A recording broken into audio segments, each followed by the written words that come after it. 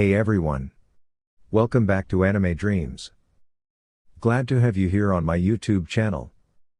Today, we're diving into another exciting chapter of our fanfiction series. What if Naruko had the Sharingan? Part 4. Disclaimer: this content is purely for entertainment and discussion purposes. I do not own any of the anime footage featured in this video.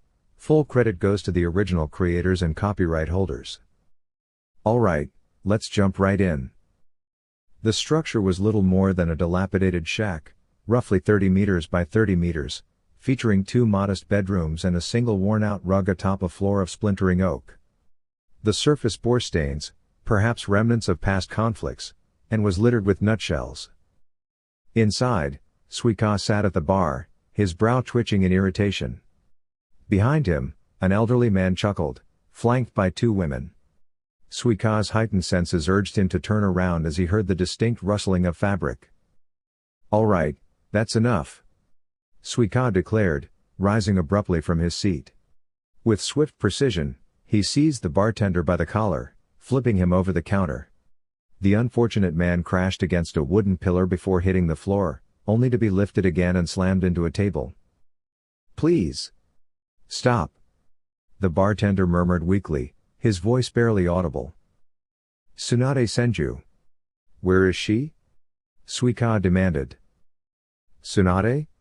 Oh. You mean the blonde lady?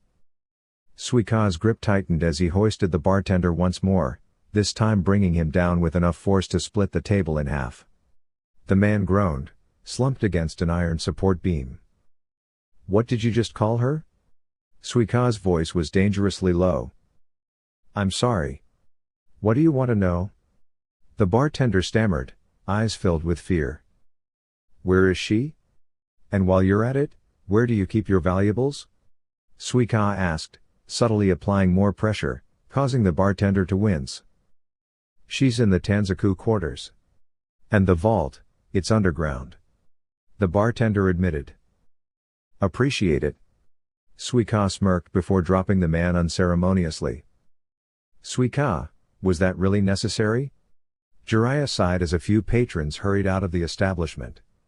But before he could say more, a cloud of smoke erupted where the bartender had been. When the smoke cleared, a disguised sound ninja was revealed, impaled on the iron beam. I told you so, Suika muttered, stretching his arm overhead. Well, now we know where Tsunade is. He stepped around the room, tapping his foot along the floor until he found what he was looking for. With a decisive stomp, he shattered the floorboards, revealing a large metal safe embedded below. The sheer force of the impact sent shockwaves through the structure, even knocking loose part of the wall. Jiraiya raised a brow. How did you know that was there? I could sense it, Suika replied simply, crouching down and testing the handle. Strangely, it was unlocked. Inside the vault, 3 bars of chakra-infused metal gleamed under the dim lighting, alongside a small vial containing an unusual red liquid. Suika reached for the vial while Jiraiya sealed the chakra metal into a scroll. You could buy a mansion with this much chakra metal, Jiraiya mused. Suika, however, seemed fixated on the vial. This substance. It's moving, almost like it has a current of its own. You can analyze it later, Jiraiya advised. Right now, we need to head to Tanzaku quarters. Meanwhile, in Tanzaku quarters, Tsunade observed the slot machine in front of her as it spewed gold coins. Instead of excitement, an uneasy feeling settled in her chest. This is a bad omen, she thought.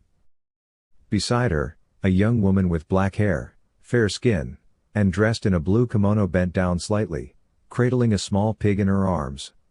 Is something wrong, Tsunade-sama? We need to leave, Tsunade murmured. But Tsunade-sama, we should at least visit the castle while we're here, Shizune insisted. Shizune, stop acting like a child, Tsunade snapped. Then, lowering her voice, she added, Jiraiya is coming. Shizune's expression shifted immediately. Understood, Tsunade-sama. Back on the road, Suika sighed. Death's Head Tavern? Why here? This place serves the finest sake in all of the Fire Country, Jiraiya responded. And it's owned by an old friend of mine. Ah, you mean Sheen? You're supplier of certain reading materials? Suika smirked. I do not have a supplier for such things. Jiraiya huffed, growing frustrated with Suika's shifting moods. Upon entering the establishment, Suika immediately took in the refined atmosphere. The walls were adorned with red marble, the floors and countertops polished granite. He ran his fingers across the silk curtains, clearly high quality and expensive. Taking a seat in a booth, Suika retrieved the vial of red liquid once more, his eyes narrowing as he studied it. The chakra within it feels unnatural. A faint clinking sound caught his attention, metal chains. He exhaled slowly. Well, he murmured, recognizing the presence of the individuals Jiraiya had been entertaining the previous night. Without hesitation, he flipped into a handstand on the table just as a kunai attached to a chain shot toward him. He caught the weapon mid-air, wrapping the chain around his hand. However, his attacker yanked it back with surprising strength, pulling Suika off balance and sending him crashing onto the floor. A moment later, two figures leapt back, dropping their disguises. They stood side by side, nearly identical, the infamous twins of the village hidden in sound, Sakon and Ukon. Ukon merged seamlessly into Sakon's body as the latter reached for his shuriken. Without missing a beat, Suika unsealed his scythe, using it as leverage to vault himself into the air. Sakon seized the opportunity, launching his shuriken at the airborne Suika. But before they could connect, Suika's form flickered and vanished. Where did he go? Ukon muttered internally. Sakon growled, scanning the area. Come down here and fight. Now, why would I do that? Suika's voice echoed from above. He was casually perched atop a nearby rooftop. With your brother merged into you, I'd have to dodge 3 times instead of once. Sounds like too much work. Then why don't you make it easy on yourself and surrender? Sakon challenged. Suika smirked. How about this, you two back off, and we pretend this never happened? Ukon and Sakon, now facing the same direction, were struck by a powerful scythe attack from behind. Suika lifted them effortlessly and slammed them into the ground before dashing forward with sage-enhanced speed, tearing through the cobblestone streets. She stopped just a few meters from the city walls and forcefully drove the scythe deeper, pinning the twins further onto the blade before dislodging it. As they fell into the trench she had carved earlier, Suika secured her grip on the weapon. With a powerful leap, she launched herself into the air, a chain binding her to the scythe as it was torn from the ground. The force yanked the twins off the now blood-slicked blade, and their shared body was met with a devastating aerial roundhouse kick, fracturing multiple bones upon impact. However, Suika had overlooked a critical factor, gravity. As she descended rapidly, she crashed into the castle below with immense force, leaving only 4 corners of the structure standing amidst a billowing cloud of dust.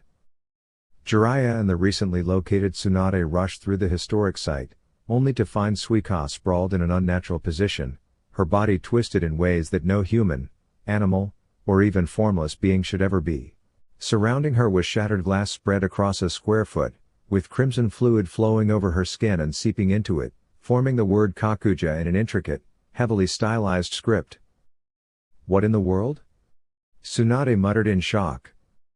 She's contracted, Jiraiya said grimly. Bound to the demon clan Kakuja. The rhythmic sound of dripping water echoed through the dimly lit corridor, its steady pattern reminiscent of a persistent leaking tap. A deep, resonant growl reverberated through the space, instantly rousing the Sharingan wielder from slumber. Reeve pushed himself up, standing upright as he instinctively decided to follow the eerie sound to its source. Navigating the maze-like passageways, he noted how strangely they resembled the intricate complexity of a chakra network. After approximately 4 minutes, he arrived at his destination, an enormous, rusted gate, towering as high as the Hokage Tower itself. Its once solid structure now bore several large, jagged holes. What in the world happened here? Reeve muttered aloud. A low, menacing voice rumbled from beyond the gate. So, You're the vessel? Reeves' gaze sharpened. Who's there? He demanded, now fully aware that something lurked behind the massive barrier. A deep, ominous chuckle followed. Me? I am the great Kyubi no Kitsune. Reeve raised an eyebrow. Obviously. But what's your actual name?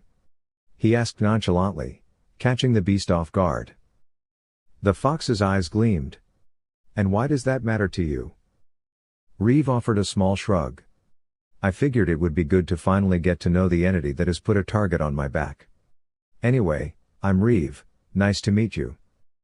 Are you mocking me? The fox growled. Maybe just a little, Reeve admitted, unfazed. You should show some respect, brat. If not for me, you wouldn't have survived even a fraction of the threats you've faced. Reeve exhaled sharply. Is that so? The only reason I needed saving in the first place was because of the village constantly attacking me. His fists clenched tightly, his leather-rough palms pressing hard enough to sting. For goodness sake, I was attacked as a toddler. Then I was poisoned. Not to mention the constant harassment, villagers throwing stones at me simply because you're sealed inside me. His voice wavered with raw emotion. And at the academy, my own classmates picked fights with me just to test their strength against you. Tears welled in his eyes as frustration bubbled to the surface. And let's not forget, I grew up alone. No friends. No family. Nothing. Until I met Suikazan. And you forget as well, child. I never asked to be sealed away. All I ever desired was to live in peace, but that cursed Uchiha used me as a weapon in battle, leaving me no choice but to be sealed. The fox's voice boomed, its frustration palpable. As if enduring that red-haired woman wasn't enough, all I could ever smell in that confined space was salted ramen. It grumbled before returning to its original argument. I once lived peacefully near a waterfall deep in the forest, content and undisturbed, until your ancestor sought power at my expense. The fox's voice grew more impassioned. Now, I am but a fraction of what I once was, trapped in this rusted cage. All I long for is to feel the sun on my fur and the wind against my face again. Reeves' eyes widened in shock at the revelation. For years, all I have wanted is to return to my home, but humans have made that impossible. The fox lamented. I'm sorry. I didn't know, Reeves said, bowing his head. Is there any way to change this place? He glanced around at the damp, rested surroundings. The only way would be for the vessel to visualize a new environment in their mind while I am being sealed, the fox huffed. Dash. Where is he? Neji shouted in frustration, having lost sight of their target. There. Ten called out, swiftly launching a kunai at the hooded figure. Lee attacked from below, but his kick missed as the figure miraculously dodged in midair, a feat thought to be impossible. Guy, however, landed a powerful right hook, sending the rogue ninja reeling. The impact forced the man's head back, briefly exposing his face as audible cracks resonated from his recoiling joints, which snapped back into place almost instantly. The hooded figure was sent flying through the bushes before coming to a halt. Suddenly, the crackling sound of lightning and the sight of white hair emerged from the shadows. Reikiri. Kakashi's hand pierced through the rogue ninja's chest, ending his life instantly. Hello, Kakashi. Suika called out, seemingly unfazed by the lifeless body now resting on Kakashi's arm. So that's Kakashi of the Sharingan. Jiraiya mused to himself. He's grown a lot since I last saw him in the Anbu ranks. What was he back then? 13, perhaps? Suikazan, what are you doing here? Kakashi asked, his tone carrying a hint of annoyance as he approached Suika and the rest of the group, sliding the fallen ninja off his elbow. Who is this? Guy inquired as he emerged from the bushes alongside his team. This is Jiraiya, Tsunade, and... What was your name again? Suika asked, scratching his head. Something like Shitsu? I can't recall.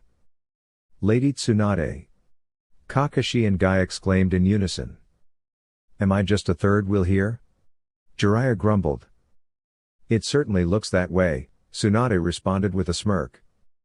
Would you mind if we accompanied you back to the village? Kakashi asked. Yes, that would be a welcome change of company, Suika replied before attempting to stand, only to be abruptly yanked back down by Tsunade, who had struck him. Don't make me regret putting you back together, she warned. Observing the exchange, Jiraiya sighed. Don't even ask.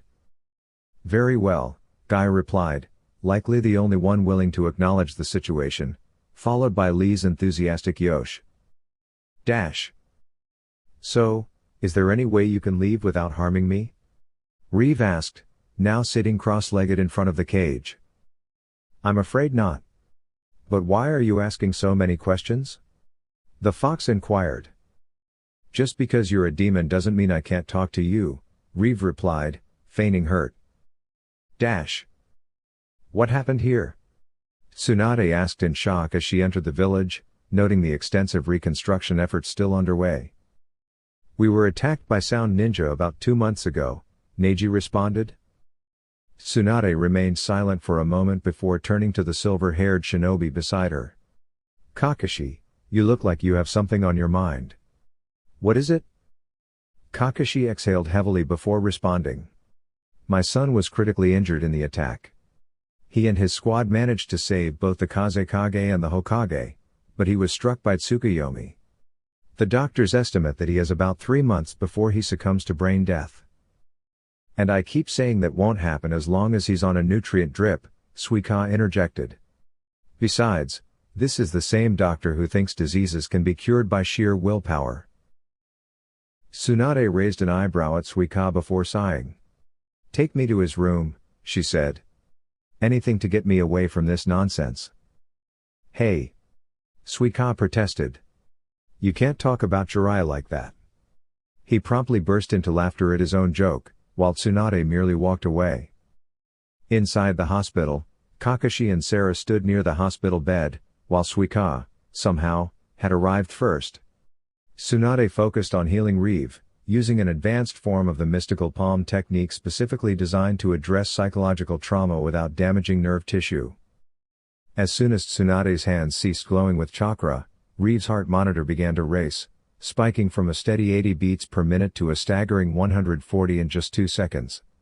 The moment her chakra connected with him, Reeve's body jerked awake, and he lashed out instinctively, his fist striking Tsunade as he screamed in panic. Where am I? He shouted, his vision still adjusting. Reeve, calm down.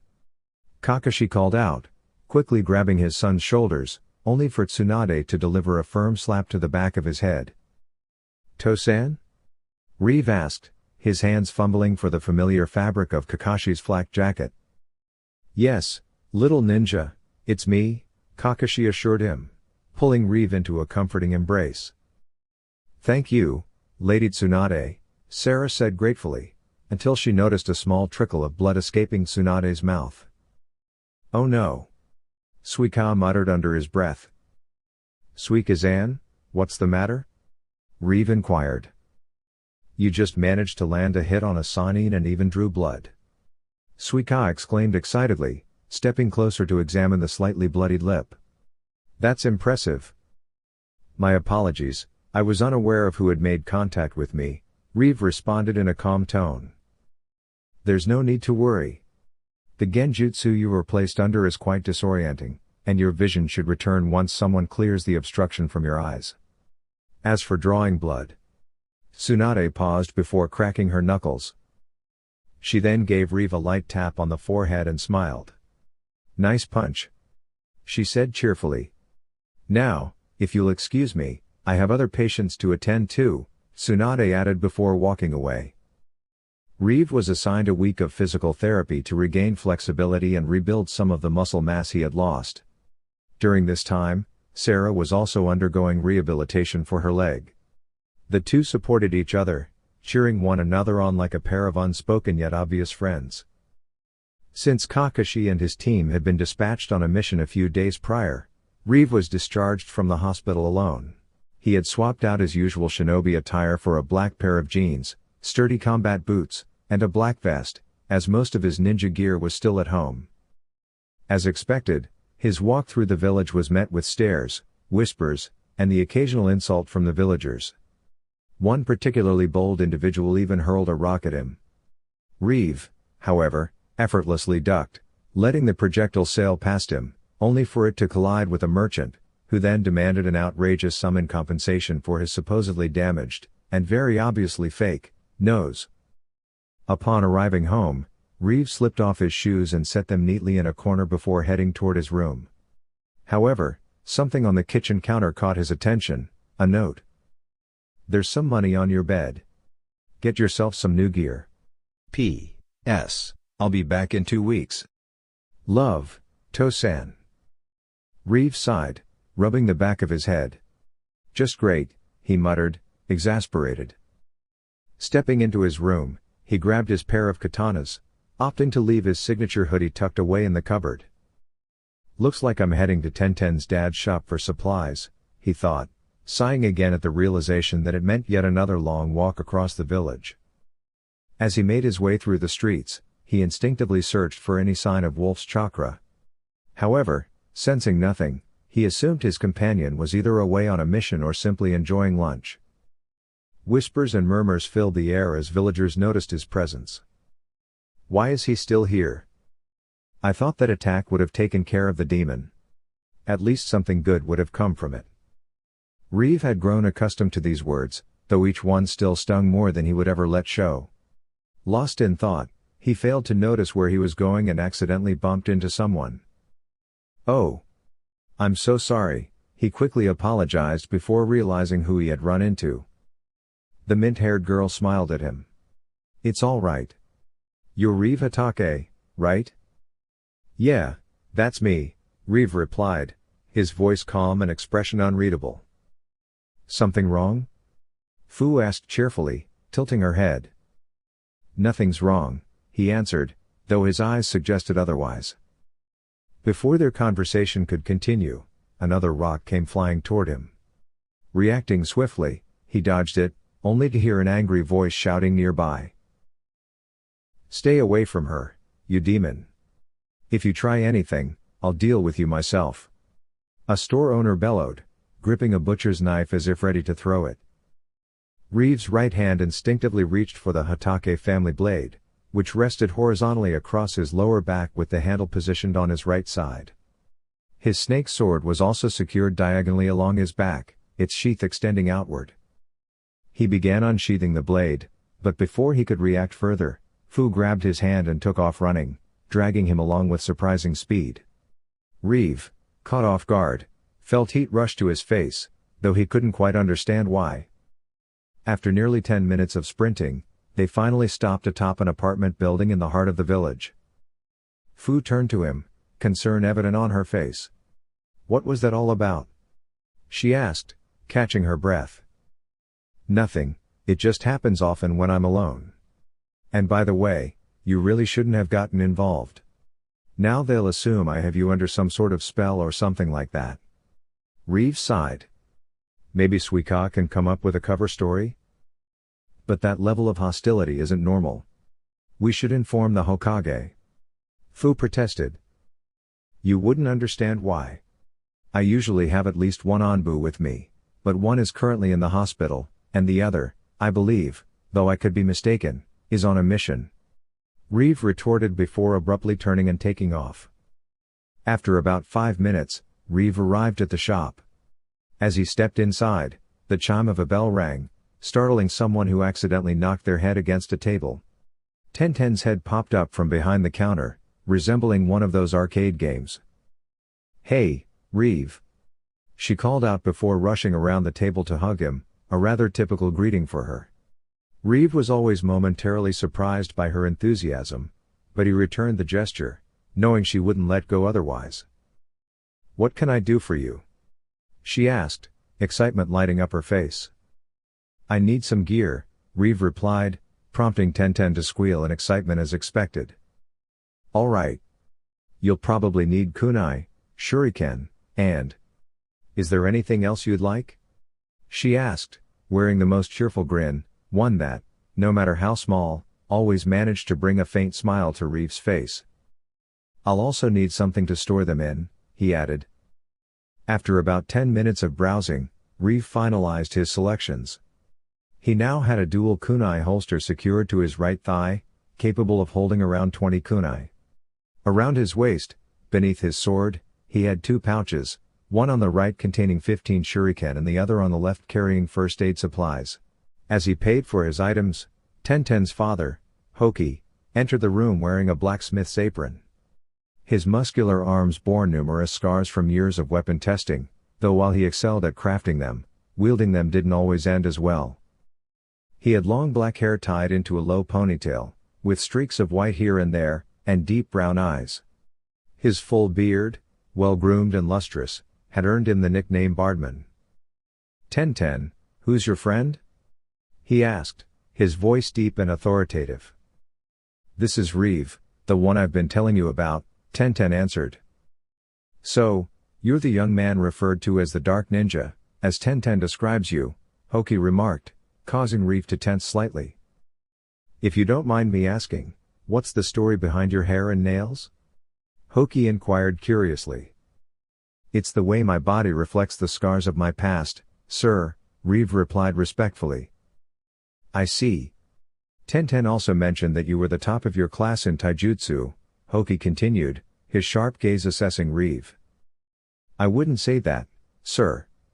Suikazan is the one opponent I've never been able to defeat," Reeve admitted stoically. "His punches feel like getting hit by a sack of bricks." Sensing Reeve's discomfort, Hoki shifted the conversation. "May I take a look at your katana? The one with the serpent-shaped hilt?" Reeve unsheathed the blade and handed it over. Tenten admired it with barely contained excitement, but her father's expression turned unusually serious. "This can't possibly be," Hoki murmured, his concern deepening. "What is it, Papa?" Tenten asked, her smile fading. "This blade is one of the 3 swords crafted by my grandfather, Kaitsu," Hoki explained grimly. "And that is a problem. Because my grandfather was not just a skilled blacksmith, he was a man consumed by madness, a ruthless figure whose bloodlust was said to have been embedded in his weapons." He ran a careful hand along the blade's edge. "This is Sendai Kaitsu, the least malevolent of his 3 cursed swords, yet still dangerous in its own right," Hoki stated as he handed the weapon back to Reeve. "Take great care with this blade, Master Hatake," Hoki warned, his tone carrying a rare weight. "These swords are not known for being forgiving." Reeve accepted the words with a nod. "Understood," he said, sliding the katana back into its sheath. Tenten embraced him again, a gesture that, while somewhat awkward for Reeve, had become expected. As he exited the shop, he nearly collided with Suika and Kasumi. "Hey, look who's still breathing," Suika called out, giving Reeve a hearty slap on the back. "Reeve, I almost forgot, the Hokage asked me to give this to you," Suika said, handing him a neatly folded piece of black fabric. Reeve unfolded it, revealing a Leaf Village headband. A brief but genuine smile crossed his face. He attempted to tie it on, but his unruly hair kept getting in the way, though it wasn't due to neglect, and he hated when people assumed otherwise. "Here, let me help," Kasumi offered, gently turning Reeve around. Suika half expected him to resist, but surprisingly, he didn't. Once his hair was secured in a proper ponytail, Reeve adjusted the headband over his forehead, tying it just loose enough to avoid discomfort. "Looks good," Suika remarked, adjusting his own maroon headband, which rested loosely around his neck. Kasumi's, made of dark purple fabric, was fastened neatly around her forehead. "I'm starving," Suika groaned, stretching his back until a series of cracks sounded. "Ramen?" Reeve suggested. Kasumi's stomach grumbled, and with a nod of agreement, the trio decided on ramen. As they made their way to Ichiraku Ramen, Reeve spoke up a bit hesitantly. "Hey, do you guys know which squads we're in?" "We're all in a squad with Sakura Haruno," Suika replied, while Kasumi nodded in confirmation, walking just a short distance beside them. "Ah, my favorite customers." Tucci greeted them warmly, I assume the usual for you two? And what about your friend? A miso ramen, please, Kasumi responded. The same as Suika, then, Tucci confirmed. Reeve and Suika ordered beef and miso ramen, respectively. Reeve opted for cranberry tea, while Suika chose coffee, so strong that Kasumi worried about his health. Kasumi, don't you want something to drink? Suika asked. I can only afford the miso, Kasumi admitted, looking slightly disappointed. Let me rephrase that. Get something to drink, and I'll cover it, Reeve said after finishing a bite of noodles. Guys, I don't want to, Kasumi began to protest.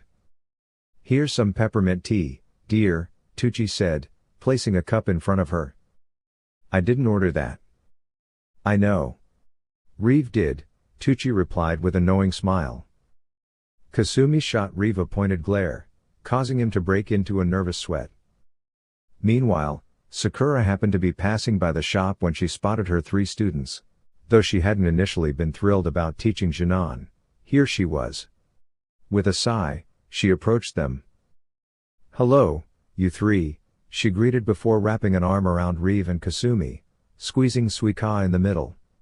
Perhaps she did have a soft spot for these kids after all. Sakura-sensei, I'm trying to eat. Kasumi protested, which led to Reeve nearly choking on his food while Suika burst into laughter, spraying his coffee across the counter. Boys! Sakura scolded playfully as the two continued laughing. Kasumi, being the innocent one, didn't quite understand what was so funny. Anyway, Sakura continued, tomorrow, training starts at 9 a.m. at the Hokage Mountain Training Field. Also, don't eat breakfast unless you want to regret it. She added a mischievous smirk that sent a chill down their spines before walking away, her grin unwavering as she slowly disappeared from view. After a brief silence, once Sakura was out of sight, Suika broke the tension. So? Dinner at Reeve's place? Sure. My dad's on a mission, and Sarah won't be back from the hospital until tomorrow, Reeve replied. He turned to Kasumi. You in? Absolutely. Kasumi said, smiling. Later that evening, as they arrived at Reeve's house, Kasumi glanced around the dining room. This is a lovely place you have here, she commented. Meanwhile, Suika was already poking around. Suika-san. You don't go through other people's things without permission. Kasumi scolded. Ignoring her, Suika called out, Are we making jasmine or black forest cherry tea? Jasmine, Reeve answered from the front door. Still not as good as civet coffee, Suika muttered. That's just nonsense. Well, let me ask you this, Suika mused. Would you rather eat something that looks bad but tastes great, or something that looks good but tastes awful? The first one, Reeve sighed, conceding the argument. The evening was filled with jokes, movies, and takeout. Whoever thought a clown named it could be so terrifying? Still, Suika argued that a demon goose would be far scarier. Guys, I'm exhausted. Kasumi declared, stretching her arms over her head. Go take my bed, Reeve offered. Too tired to argue, Kasumi shuffled down the hall, only to walk straight into Kakashi's and Sarah's room. Other side? Suika called out. Kasumi sleepily backed out and found the correct room. As she reached the bed, she muttered, Reeve, we are never sharing a bed again.